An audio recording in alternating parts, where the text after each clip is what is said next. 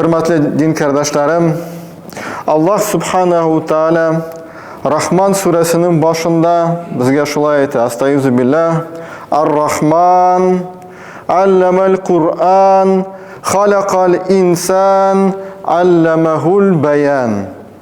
Ar-Rahman Allah Teala merhamet iyesi Ar-Rahman Kur'an-ı Kerim'ni öğretti. İnsanı yani kişini bar etti.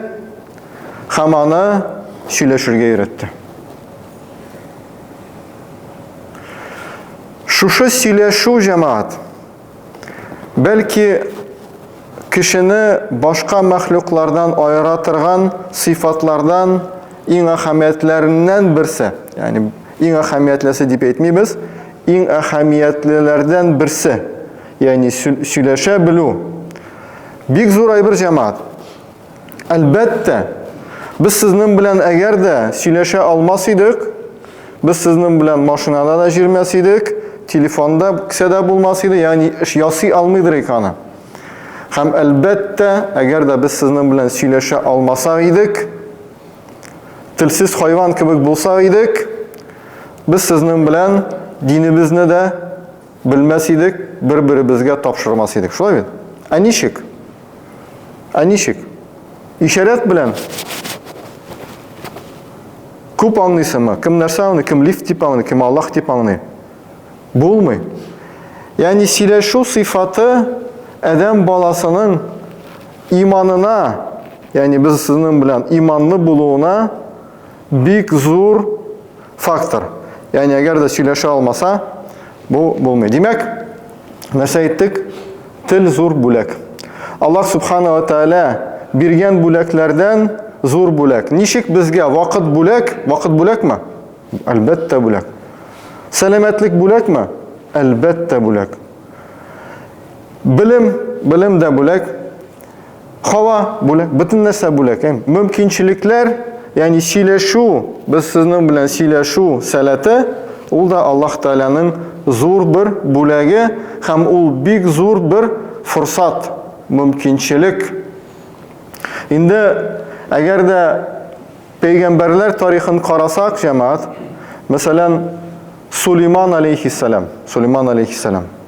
Yani Allah Subhanahu ve Teala'nı şunday kudretli, şunday mümkünçilikli kıldı ki, o hatta hayvanlarının tillerini de anlaydır. Yani hayvanlarının tilini anlagaç başka kişilerinkini de elbette anlaydır. Yani peygamberge Allah Subhanahu ve Teala bir peygamberge şunday sıfat berdi. Tilinin hatta biz anın da anday til buluğunu da bilmeyiz.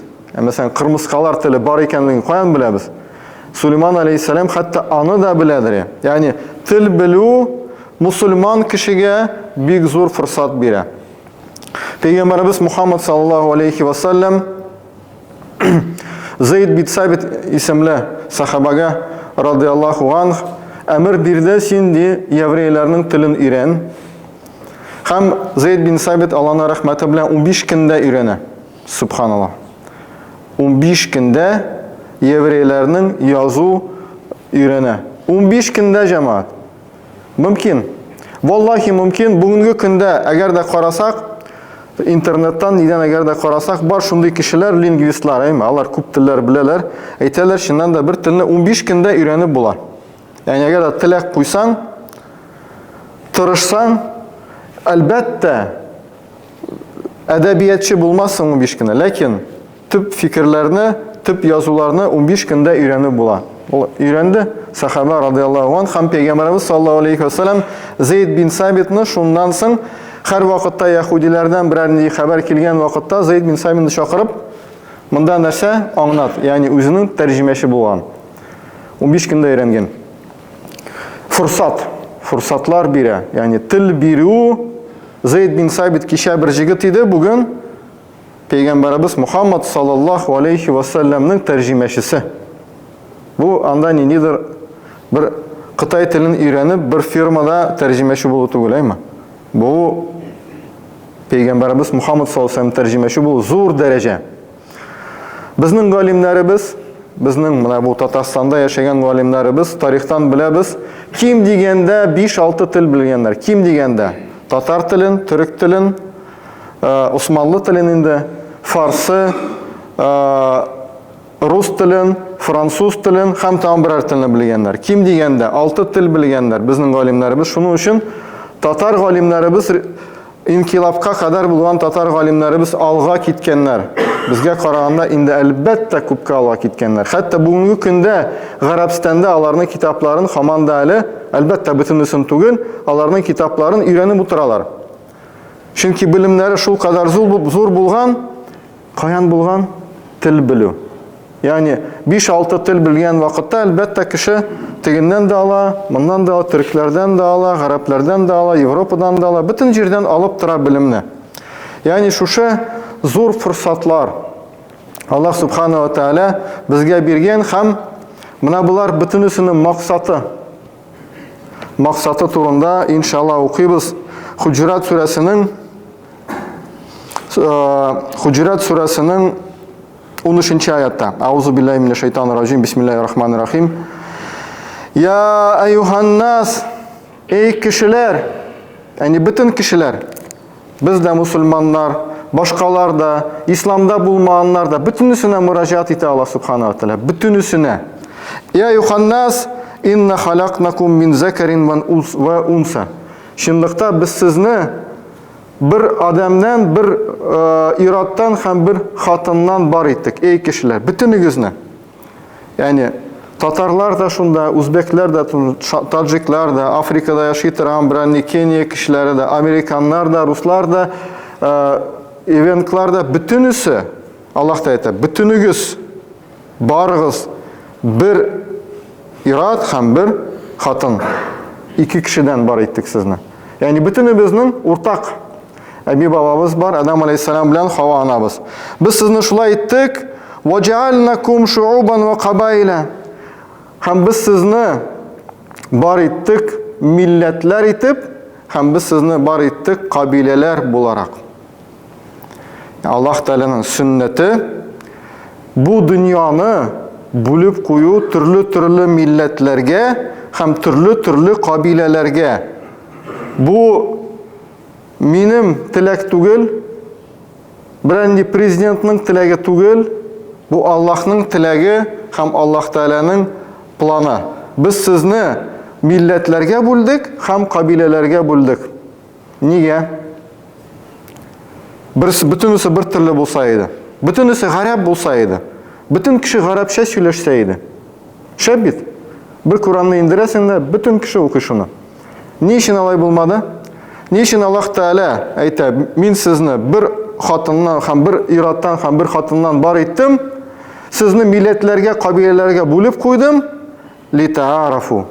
Сез бер-берегезне өйрәнер өчен максатны да әйтте Аллаһ Субханаһу. Аллаһ Субханаһу ва Тааля максатын да безгә күрсәтте. Төп максат без бер-беребезне өйрәнергә тиешбез. Татарлар таджикларны, таджиклар русларны, руслар инглишләрне, тегеләр французларны китте бер-беребезне өйрәнергә тиешбез. Аллаһ Тәгаләнең планы, Аллаһ Тәгаләнең әмере. Аятны укыдык җәмәгать.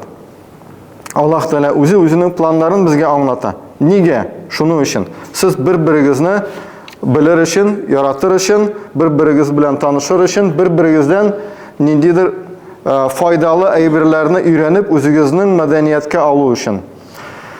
Ләкин җәмәгать бүгенге көндә бик зур проблема тора, бик зур мәсьәлә тора. Берләшкән милләтләр оешмасы ООН дип әйтәбез инде. Берләшкән милләтләр оешмасы мәгълүматы буенча дөньяда бүгенге көндә 6000 милләт тора. 6000 милләт, ягъни шутлый башласак бөтенесе татарлар, таджиклар, руслар китте 6000 чыга. Һәм бүгенге көндә ди 40% милләтләр юкка чыгу курку астында торалар. 40%. Ягъни бу 6000-нан ничә була? Ничә була? 2,5 мең юкка чыгарга тиеш. Ягъни шундый процесс бара. Атнага 2 милләт юкка чыга. Атнага 2 милләт юкка чыга. Бер атна үтте, юк. Элек мәсәлән берәр милләт булды, бер атна үтте, 2 милләт юк. Елга 100 милләт. Елга 100 милләт юкка чыга. Бар иде, юк иде. Бүгенге көндә Россиядә шундый милләтләр бар, 80 кешедән тора. Ягъни без монда ничә кеше? Без монда 200 кеше, әйме? Менә моннан да бәләкәйрәк милләтләр бар Россиядә. Башка җирләрдә, әйме? Африкада, анда утрауларда яши торган кешеләр бар, әйме? Ягъни шушы залдан да бәләкәйрәк милләтләр бар шушы дөньяда, һәм алар әлбәттә юкка чыгарга мөмкиннәр, әгәр дә кешеләр тырышмасалар. Менә бу тырышлык инде үзләреннән тора. Беркем дә аларның милләтләрен саклап, мин сезнең милләтне саклыйм әле дип, аларны артыннан җирми. Үзләренә калган әлбәттә. Шулай бит. Һәм менә шушы милләтләр юкка чыгу нәрсә димәк, җәмәгать? Нәрсә димәк? Безгә карата әйтәбез. Мәсәлән, Алла сакласын, татар милләте юкка чыкса, мәсәлән, 100 елдан соң юкка чыкты. Нәрсә димәк? Аллаһ Тәгалә теге аятта, без бүген беренче аятны укыдык, әйме? Эй кешеләр, мин сезне бер анадан, бер баба әтидән бар иттем, һәм сезне милләтләргә бүлдем, кабиләләргә бүлдем, сез бер-берегез белән танышыр өчен. Аллаһ Тәгалә безне шулай төрле милләтләрдә бар итте дә, һәм без ул милләтләрне сакламыйча, әгәр дә ул юкка чыкса, кем гаепле? Аллаһ Тәгалә каршына барган вакытта нәрсә әйтәбез? Әгәр дә безнең балаларыбыз юкка чыгалар, бик җиңел җәмәгать, бик җиңел. Валлаһи дип әйтәм, 2 мисалны китерәм сезгә. Бер танылган шагыйрь, исемен әйтмим, мөһим түгел, монда сәясәткә кермик, бик танылган татар шагыйре, 100 ел элек яшәгән, бик без аның шигырьләрен дә укыйбыз, мәктәптә дә өйрәнәбез. Аның оныклары түгел, оныклары татарча белмиләр. Белмиләр татарча. Оныклары, оныкчыклары түгел. Там бер мисал китерәм сезгә. Египетта Александрия дигән шәһәр бар, Александрия. Шунда рус бар? Диаспорасы, русларның диаспорасы бар. Тапшыру карадым. Шуларның башында инкилаб вакытында, революция вакытында Россиядан күчеп киткән кешеләр торалар. Шунда алар инде яшәп торалар. Менә шуларның оныклары русча белмиләр. Ягъни үзеңнең телеңне югалту бик җиңел. Бик җиңел. Ягъни телеңне югалтырга бик җиңел. Ягъни син югалтмасаң, балаларың аны югалтырга мөмкин, җәйсә оныкларың югалтырга мөмкин. Ассимиляция дип атала. Менә бу процесс бик куркыныч. Ягъни Аллаһ Тәгалә әгәр дә безне кабилә бар итте икән, максат куйды икән, нинди максат куйды? Танышыгыз, әйме? Аралашыгыз, төрле телләрдә, нигә бер-берегез белән танышып, мәсәлән, хаҗга килгән вакытта альхамдулилла, әйме? Анда Пакистаннар да бар, ниләр дә бар, гарәпләр дә, төрле анда Индонезиялар, Малайзиялар, төрле милләтләр бар, әйме? Шулар белән танышып торасың, никадәр рәхәт, әйме? Сездә мусульманмы? Сезнең нинди гаетләрегез бар? Ягъни шуның өчен бар иткәч, һәм әгәр дә без бу кабиләләрне, милләтләрне югалтабыз икән, без әлбәттә Аллаһ Тәгаләнең планына туры килмибез. Аллаһ Тәгаләнең планы без шушы милләтләрне саклап бер-беребез белән аралашу. Мин сезне бар иттем, сез берләшеп бер милләт булыр өчен дип әйтмәде, әйме? Бер уммәт бар, әйме?